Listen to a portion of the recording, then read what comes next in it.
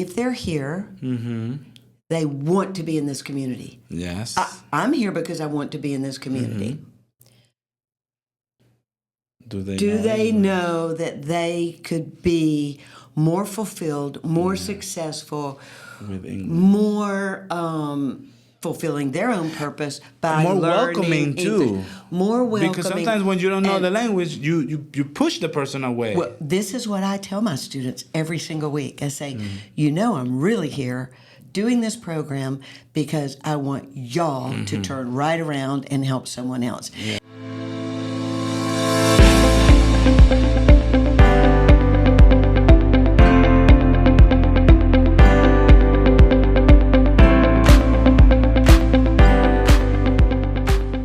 Bienvenidos a otro episodio de Atlanta Dulce Hogar, este podcast dedicado a real estate, vender, comprar e invertir. Y en esta ocasión, we're gonna speak in English. You're welcome, Beth.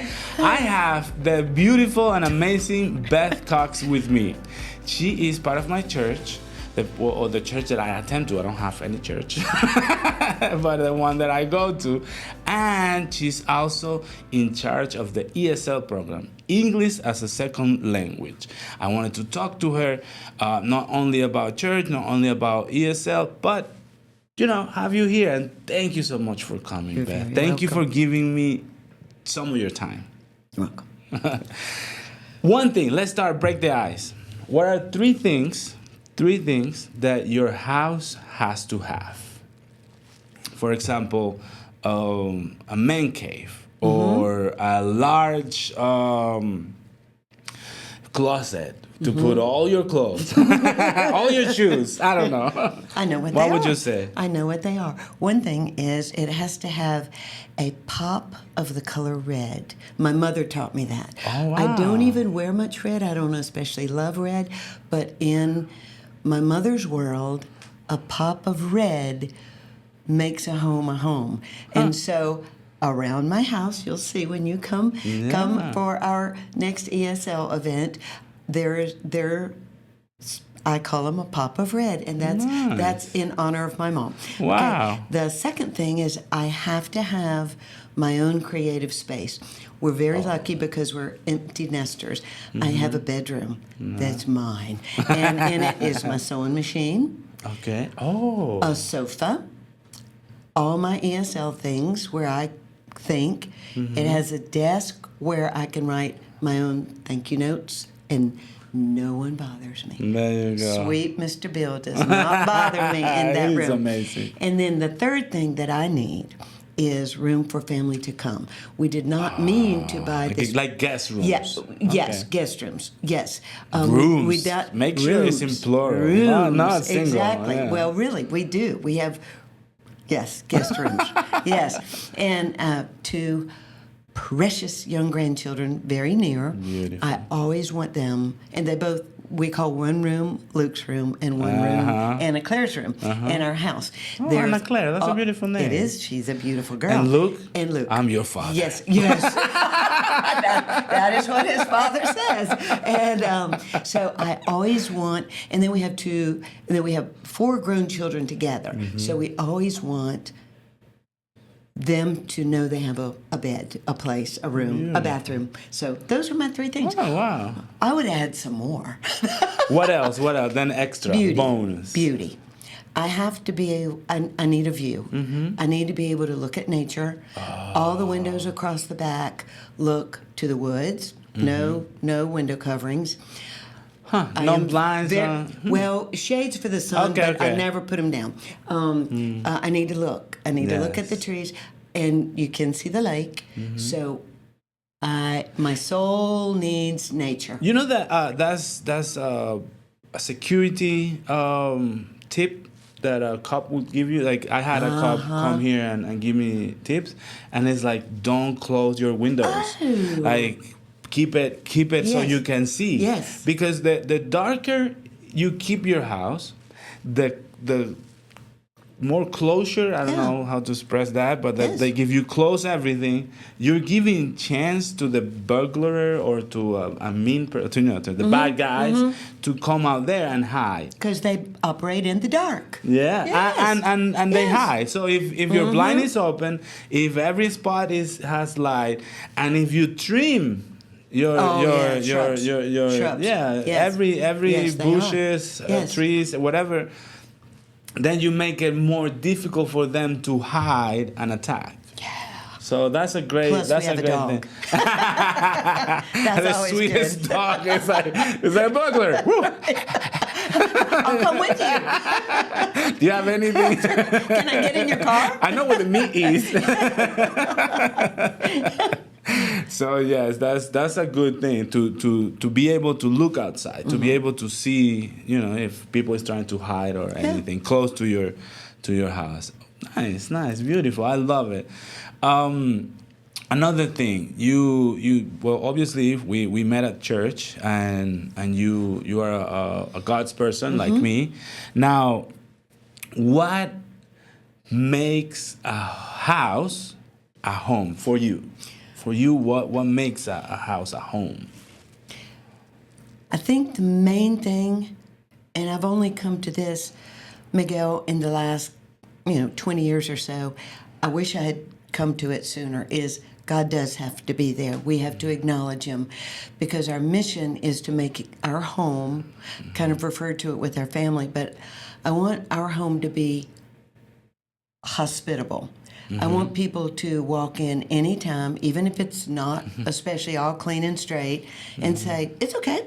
I love We're you. If I humans. let you come in there's a little mess. Yeah. But the sofa is comfortable to sit on. We want to share. Relationships are everything. But Bill and I both have the mission, because we now know that God put us here to serve each other, to serve the community, to serve whoever we can serve. We are at this age not really in a position to do like a foreign mission anymore, although we've done that before in our life. But now our mission is local, and that's a good thing, because we need that too.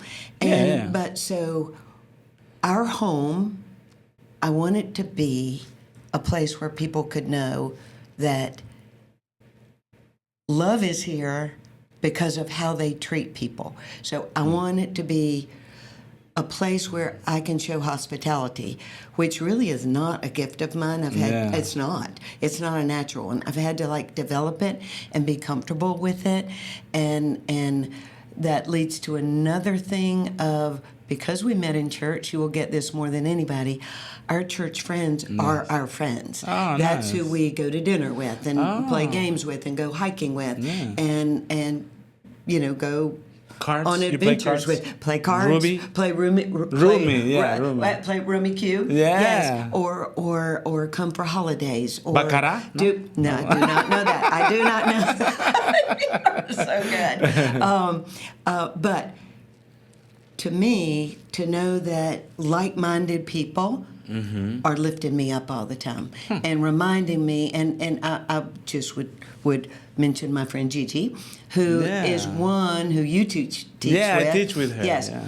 is one who helps me understand that your house doesn't have to be perfect, but to invite people over.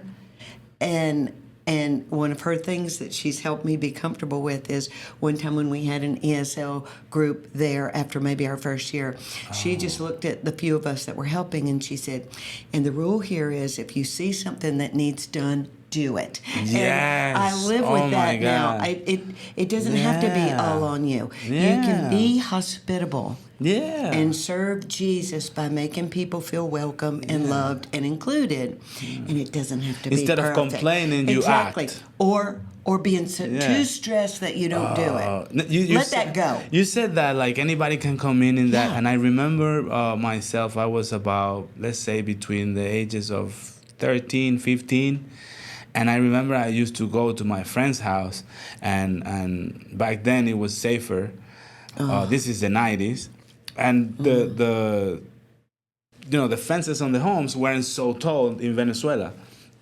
So we just jump in and come in. And then we knew because of situations or I don't know, third world country, I don't know what exactly. Sometimes we had helpers at home, they help with the cleaning, and we knew the person there. Like my friends knew the person in my house. I knew the person in the house, and it's more than a server. It's like a family member that we hired to not like a family member, but it becomes a family member because it's not about like, oh, you clean for me, no, it's about you help, I go produce, and then I respect you as a person, and this is another job, but you are part of the family. And I remember that I used to just jump and say, is Beto here? Beto is my friend, and she would go, he's sleeping, and then I would just go to his room. Wake him up. And wake him up, yeah. It's like, hey, man, let's do something. It's like, oh, my God, why are you an only child?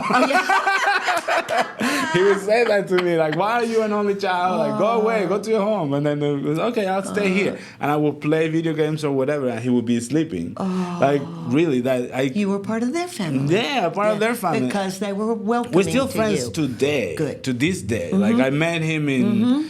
1990, 1992, and we're still friends to this day. So it's something that definitely makes a house a home. I think so. Where you, of course, not everybody, but where your friends are, or go up to the fridge and be like, what's man, in here? you need to go to the groceries. Or can I have that apple? Yeah, can I have that apple? Yes, it's something that definitely makes a home. I agree. So you're empty nesters. Is just you and Bill. Yes. But you have a big family, right? Now. We do. With Luke and Claire. Anna Claire. I love those names. Beautiful, yeah. Well, I didn't do it. and any other coming on the way or no, that's it? Oh, All okay, the okay. grandchildren. Yes, 2 more grandchildren are in Central Florida, but they're older. Orlando? They're older. What? Leesburg, Tampa area. So you have how many grandkids? 4 together. Oh, yeah, 4 total. Yes, yeah, yes. 4 total. The first 2 are Bill's from his first marriage. Oh, okay, but we've been together 45 years. 45 years. Wow. 40 in 2 days. 45 years. 2 is days? when we met. Yeah. When you met. When we met, and Okay. we just celebrated 44 years marriage. Oh, wow, that's a lot. It's a long time. Is there a point where you just become friends? No. Yeah. Yeah. I think so. Yes. Yeah. Okay. Yeah. But is that bad or is that good that you become friends with your husband? Yeah. I think that's very good. Yeah. But I will say, and I mean, I know we're going to go down some rabbit holes because I'm me. but one thing. Well, I'll take you out. I'll take you out of it. Okay, good. One thing that I would. Bill and I led a marriage group in our former church for a few times, and we had young people in there with young kids, and we would look at them and we would say, it's hard. Yeah. Marriage is hard. The easiest is to get apart, right? To split up. So much easier. It's so much than easier. Staying together. Yeah. But stay together because the best is yet to come when you have raised your children, when you have... when you do get to retire, that's a blessing. But then you have each other, and it's hard. Young children, both working, relationships, both with parents Traumas. that are still and aging parents. You know, we had all that too. But to stay together. But I would say that all to get back to what we were saying. When I know Bill feels the same way because we talk about it. When either one of us have been gone for a few hours and comes back, we're both so happy to see the other one. We really do just get like, I hear the garage door. I'm like, okay, Bill's coming down. Yeah.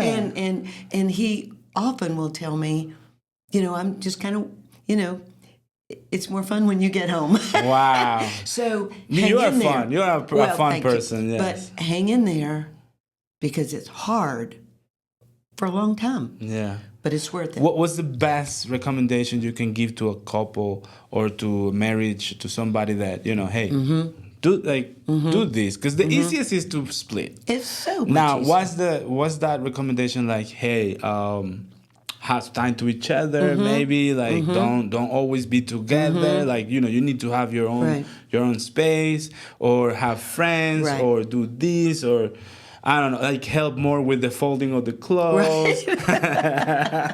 Like, you know, the chores at home.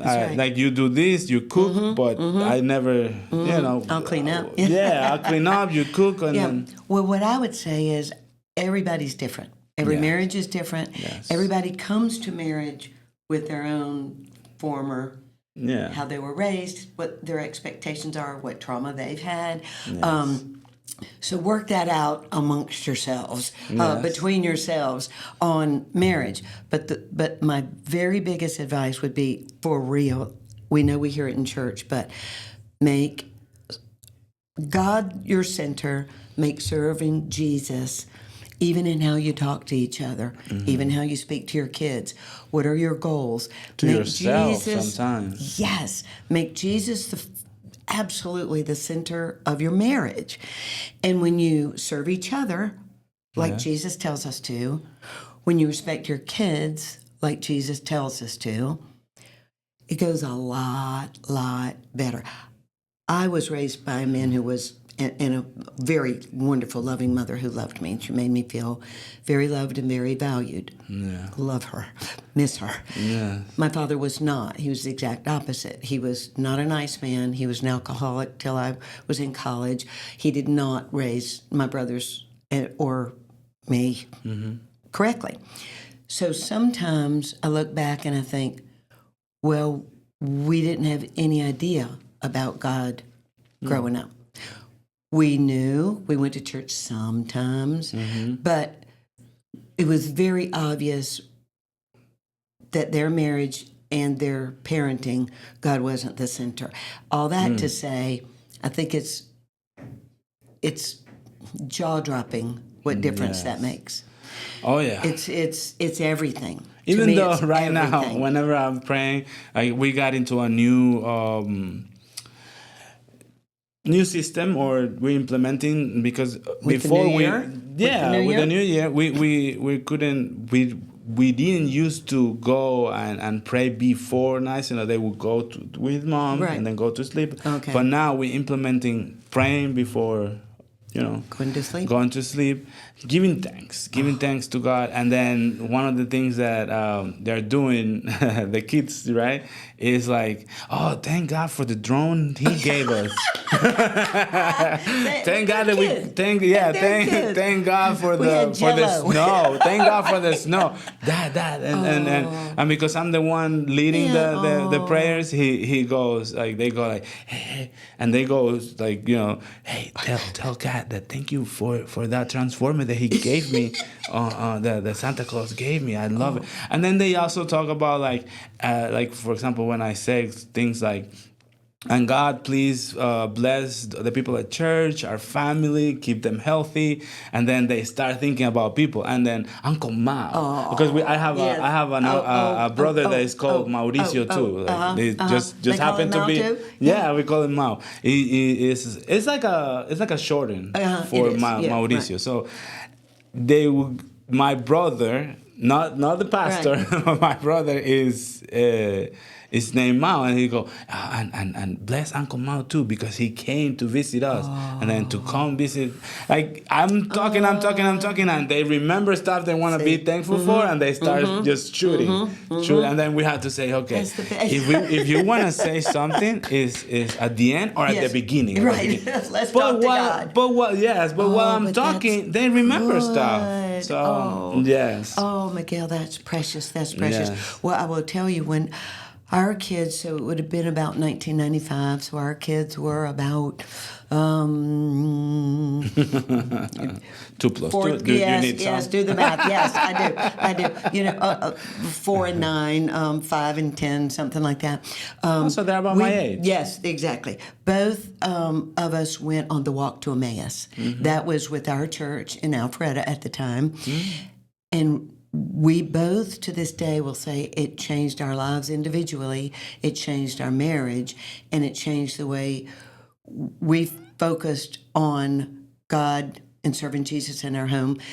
But what you mentioned is what triggered that memory.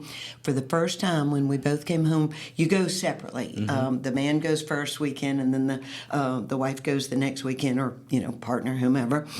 And when I came home on a Sunday night, we started praying out loud together for the first time. Out loud together. We have never stopped. So that's been 30 years worth of. We pray together out loud, holding hands every single night. So much like your boys, though, our brains can wander, and sometimes we'll say, "Oh, thank you, God, that Bill's taking Sugar out because it's cold outside." Our dog, Sugar. And then he'll thank God that I made dinner. But it's good. It's good to pray together. It is. It is awesome. Now, you are a big part of the ESL program. ESL, English as a Second Language, in Sugar Hill Church. It's a bilingual church. I don't think there are many in the world. That's right. I don't think we have service in English, we have service in Spanish, and we merge into groups. Well, mostly the ESL, because not everybody speaks Spanish, not everybody speaks English. Now we're trying to do that because there is a program to teach Spanish to some people that would like to learn. And what do you have to say about that program? Why are you trying to teach English to these people? Okay, I'll tell you the quick version. Oh, no, you can tell me the long version. Okay, well, I'm a retired English teacher. Oh, wow. And I taught all my career. I'm very well trained, I like to say. I've been to, all the you're trainings. Cheating. No. And I taught all these years. I love teaching. I'm very positive it's what I've been called to do. I did other jobs. I've been in sales. I've been in business. I've done lots of things. Teaching is what I'm called to do. Awesome. It is my college degree. So, but I didn't do it for a little bit, but then I came back to it. So I raised my children, teaching school. Beautiful. And always, I've had a heart for adult learners. I taught like elementary school my whole career to get paid for it because it worked with our family. Yes. And I taught in the system that my kids went to, so the schedules were good. Yeah. But I always would dip my hand in volunteering to teach adults something. I've taught reading to adults. Okay. I have taught needlepoint to adults. I've always loved it. And so my heart is there. Then the minute I retired in order to, I could, because I was old enough, had been working long enough, but it's because Luke was born. Yeah. So that was like 10 years ago. Today's his birthday. He's 10 today. Wow. Happy birthday, Luke. Yes. And I'm not your father. Your father is your father. I love it. And so I knew that when I retired, I've always worked, so I knew that I had to still operate from, I must have my purpose. Yes. We need to do something. I always say the person that retires and just sit in a rocking chair is going down. And isn't serving Jesus. And not just that, but physically going down. For sure. Physically. I've watched that. Yeah. I've watched that. So I knew better than that. Plus, I just can't do nothing. Yeah. You know me now. Yes, you're a person. You're going everywhere. But then my heart's always Beth like... here, she was here, but she just... But I need to teach. I need to teach somebody. Beautiful. And so I was sitting in church one day, and this must have been about 5 years ago, and I'm hearing our pastor, Chuck, talk about all the things we're doing in the community, and that's how I chose that church. Because that's how we chose that church, because we liked how they were serving the local community. So I'm sitting in there, and you got a prize. You got an award. Oh. Yeah, I don't know. Constanza told me. They got an award. Yes. This is for good. Serving the community. This is good. And well, one thing that I'm driven by too, our pastor often says, if Sugar Hill Church ceased to exist, would anybody notice? And I like to think that I hope the ESL program has that same, I hope people would notice. But also back to, I just needed to know that I was serving Jesus, but then I fell back on what I'm trained to do, which is teach English. So I'm sitting there in church, and Chuck is listing some things we're doing, and he said, and Espanol congregation is exploding. And I was thinking driving down here, I'm not sure about my math, if he was saying 200 people are coming every week or 400 people are coming every one of them. Yeah, but this was like 5 years ago. Oh, wow. And I'm sitting there thinking, wait a minute. I need my purpose. And I was doing lots of volunteer things through the church, all backpacks and tutoring in the schools and other things. And everything was good. Everything is good. But I'm still thinking, Lord, where do you want me to focus a lot? And when Chuck said that, I'm like, if they're here, they want to be in this community. Yes. I'm here because I want to be in this community. Do they know that they could be more fulfilled, more successful, with English, more fulfilling their own purpose by more learning welcoming too? English. More welcoming. Because sometimes when you don't know the language, you push the person away. Well, this is what I tell my students every single week. I say, I'm really here doing this program because I want y'all to turn right around and help someone else. Yes. I love your kids. Yeah. I love to teach kids. My heart is with school children who I want to see succeed. That's part of your job. Yes. I want you to speak English to your children. I want you to speak English to your child's teacher. If you don't have children or your children are grown, I want you to help your neighbor child.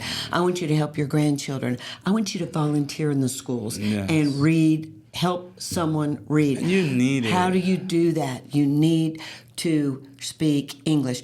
We hear stories, Miguel, of prior to starting our program, of parents who would go take their child out of school, check them out in order to take that child to their own doctor's appointment so they could speak English to the doctor. Oh, wow. And I'm like, no. Y'all have to let your children be English learners. I want y'all to be English learners. You know who's in our classes. That you mentioned that. I'm sorry to interrupt you, but you mentioned that, and now the child hears some weird disease, or maybe some disease, or some things that the child is not in age to know. Right. Yes. And they don't need those problems. They don't need to take that because on. now they see your worry. Yes. I get it when it comes from, because you're going to this, you're going to that. Or they take them to the bank. Or what do business. Yes. Like, those things, they let the children be children. Yes, and learn English and learn at school and be at recess. Yes. But then I started thinking that back when I was teaching, I know that even English speakers, they're intimidated by going to a parent-teacher conference. Oh. Did you know that so many people who don't speak English, they're intimidated? So they don't go to a parent-teacher conference. They do translations in Sugar Hill. I know. They have somebody. But they are intimidated. Yeah. Therefore, they're not fully helping their children. They feel less? I don't know. Sometimes it's the economic. I'm not trying to be, but the economic status where they come from. Yes. Sometimes it makes it feel like I'm less than you, I'm not able and you're to not. Talk to the, you're not. Nobody's less than anybody. If you are the parent of a child, you need to stand up for your children. You are welcome in the school system. Yes. They want you to be a partner with them. Yes. If you cannot read to your children in English, if you cannot help them with the math homework in English, if you cannot explain to them why geography and science matter. If you can't read the history book with them in English, it's okay if you don't know it. You can learn with them. But if they say, Mom, Dad, I need help with my homework, and you say, I can't help you, then you're not helping your children. And to me, school is hard.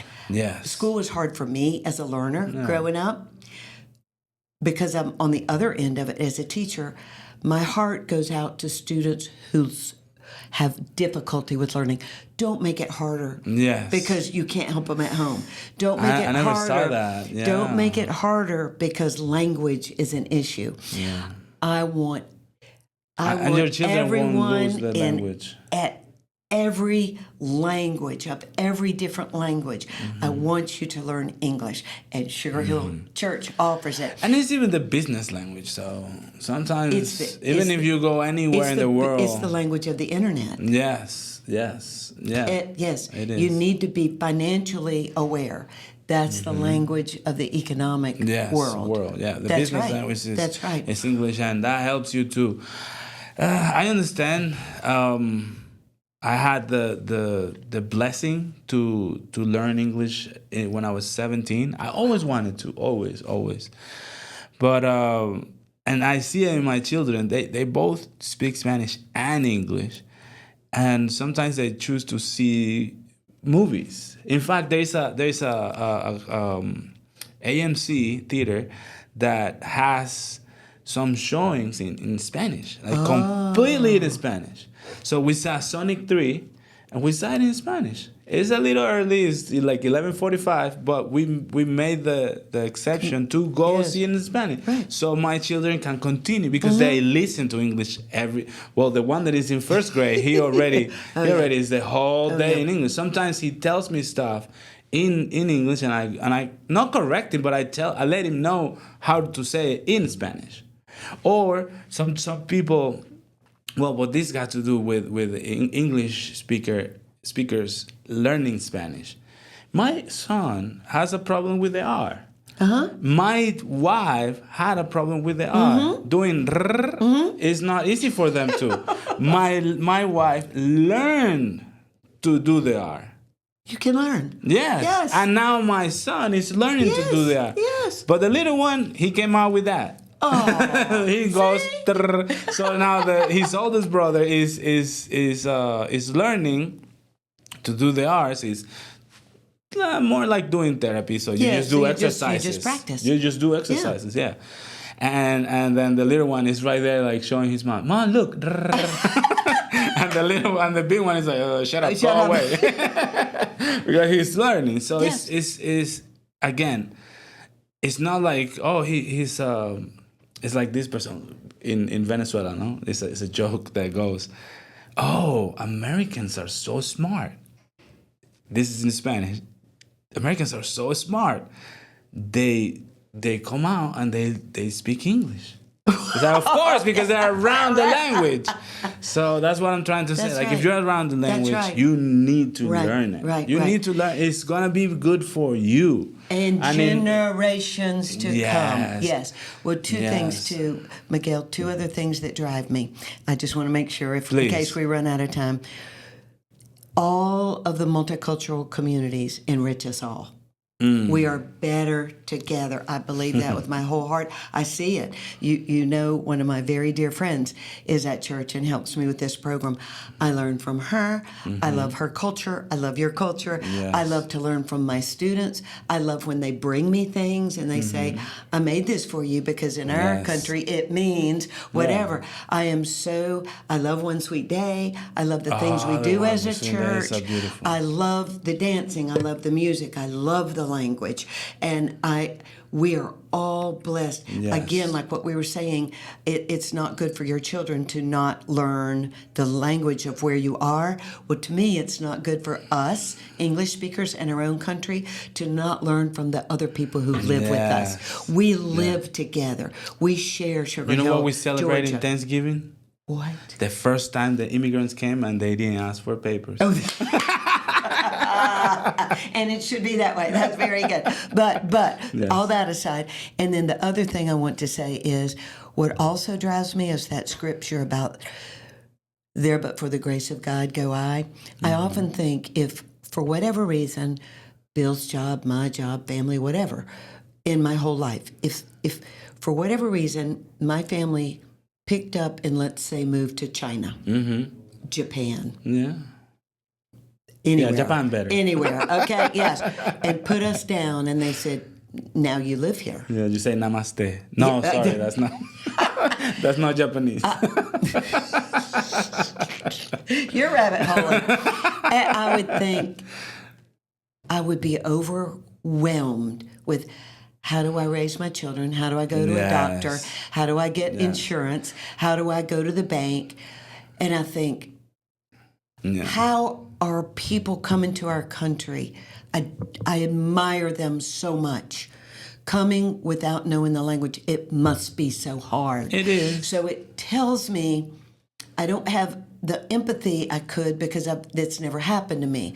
But I do have sympathy in that anytime you are forced to learn something new, it's hard. Yes. And if I can be a part of helping. Beautiful. Thank you, Jesus, Amen. for putting me in that position. I'm equipped. I was trained in that. That's why I also joined it. the program and teaching. It's because I have people love you and you're the best. Thank you. Yes. I one of the things is that I use so many tricks. I started learning when I was 17 because I came to this country, but it's also true that I'm still learning. Yes. You know that We I used all to, are. instead of saying comfortable, I would say comfy because I would say comfortable. And nobody easier understood. To say comfy. Yeah. And nobody Yeah. understood when I say But- comfortable. yes, yes. And then it's like, for what? Yes. And then I learned that you say comfortable. And then I'm like, oh, okay, so We're always learning. always, or like the word focus. Everybody says focus in Spanish because it's spelled like it's Spanish. Okay. But then I learned to write it in Spanish so it pronounces in English. Focus. Good You see focus. that? You see the difference? So I'm always learning. And that came to me and I'm like, I can use this so people can learn. And then I started learning other things. Like everybody wants to know the rule. Because in Spanish, there are rules. That's why we But teach rules. in English, Yes. we don't have many rules.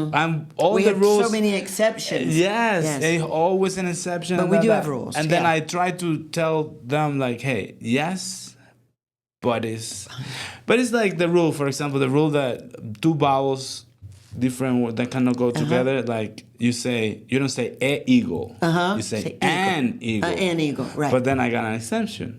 When you say university, you don't say an university. Yes, a university. Very good. And that, I learned that to tricks. So many. Yeah, there's so exceptions. many. But then I tell people, please don't translate because Right. you're doing wrong to yourself. Right. And that's Put the too settings easy in to fall back. put the settings in English. Everywhere, your computer, always. I mean, sometimes I come to a point in real estate where I need to know what word is this. Like I remember I learned affidavit It's hard. English? in the course of real estate course because you need to have an affidavit saying that you don't do, and then it's like affidavit, who's this David? Right? And I'm like, what? That's so true. But then I learned it. Right. But you always learn it. So people that are talking, and then another thing that people need to realize, people that is learning another language, when you're learning, you don't go from no vocabulary to a 47-year-old vocabulary person. No, you go to 1-year-old, 2-year-old, but you're still 35, right? But your vocabulary in English is of a 2-year-old. And then when you talk, you feel, why am I talking like this? So you don't feel comfortable because you're a 35-year-old talking like a 2-year-old. So you got to remember that that's going to be a progress until you're 47, and then your vocabulary is not going to be 3. Right. Or like it's not going to go like this. It's going to go like you go 37, and then your vocabulary is of a 20-year-old. And then you're 38, and then your vocabulary is of a 30-year-old. Exactly. So like it goes progressively. Right. It doesn't and Miguel, go... it's the same in Exactly. English. Yeah. I do word games now that I'm retired and I can. And again, I love words. But Wordle. Do you know what Wordle is? No, It's a word game that comes, into my inbox every morning. And there are words that I like, I don't know that word. And then I can look it up on dictionary. Crossword, sort of. like Yes. And then, so to play word games in English, and then I wish I was more sports oriented and I could tell you the name. I just read this NBA player, read about him yesterday's paper, that he came and he had a translator with him all the time, but he made himself learn by putting first he would watch first he would watch movies in Spanish with subtitles. Now he watches everything in English. He moved everything to English. He makes himself learn it. That helps a lot. Look at that. The money he must make. He doesn't really have to. No, he could pay English, that person. But he wants to. And to me, that's the attitude of I live here now. Yes. I'm not here visiting. Yes. I need to acclimate. And you decided into that, this. nobody else. That's right. I need to acclimate into this community. I hope that my students know they want to be productive, and we want you to be. I know in your class also, but do you know in my class I have a judge, I have a child psychologist, I have teachers, I have lawyers. Yes. We have had... My mom is an engineer, and because she doesn't know English, she's working at the bakery in Kroger. Exactly. And she's an engineer. I have almost every story is like that. Yeah. And I look at them and I think, again, if I move to Japan, and I am a teacher, Please don't go. I'm very well educated, I'm very well trained. If I had to go and not use my training and my gift, I would feel like I don't have my purpose. That's right. So my message always to all of you watching or listening is know your purpose, then complete the steps it takes to meet that goal, because we want you. I want in my students that I've had, and this is our 4th year, I want you to not work at something that you could do more fulfilling at another job. Exactly. I want you to be my doctor. I want you to be my attorney. I want you to be my teacher. I want you to teach with me. So learn English. Want me to be your realtor? Yes. Oh, I love it. I think hopefully I'm not going anywhere. But I want everyone and all of the students out there to reach your full potential, because God has a plan for us. Jesus wants us to serve him, but he wants us to serve him in a way that we are fulfilled also, and that we make a difference to today and to the future. And we want everybody to see the love of Jesus by never saying, you don't speak my language, you're not in my world. I don't believe that. No, I want us all. Do you know, you may not, I think you do know this, do you know 25 volunteers, including you, show up every week? None of us get paid. None of us get paid. We do it because we are serving. You don't get paid? No one gets paid. We serve because we do it in love. We all feel called to do it. And then we're all blessed because we are a family now. Yes, and it is so fulfilling. It is a payment. It is a payment. But to what we all say, what we get back from our students. But I would then encourage, if you don't speak English or whatever language your community needs you to speak. There's Ukrainians over there.